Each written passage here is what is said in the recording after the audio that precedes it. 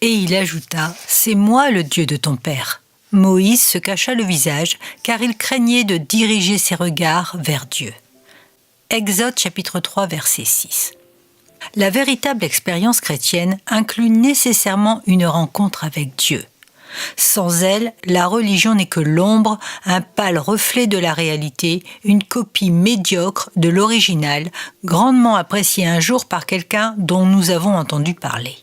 Ce ne peut qu'être une tragédie majeure dans la vie d'un homme de vivre au sein d'une église depuis son enfance jusqu'à sa vieillesse et de ne rien connaître de plus réel qu'un Dieu synthétique façonné par la théologie et la logique, mais qui n'a pas d'yeux pour voir, d'oreilles pour entendre, de cœur pour aimer.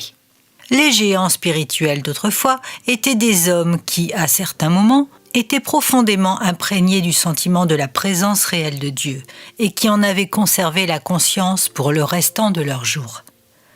La première rencontre avec Dieu peut inspirer l'effroi, comme cela a été le cas pour Abraham, saisi de frayeur dans l'obscurité profonde, ou comme pour Moïse qui, devant le buisson ardent, s'était voilé la face de crainte de diriger ses regards vers Dieu.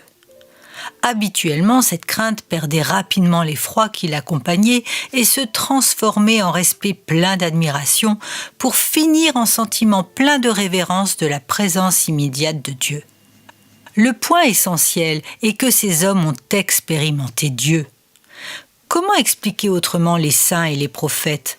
Comment expliquer le pouvoir étonnant en faveur du bien qu'ils ont exercé au profit d'innombrables générations ?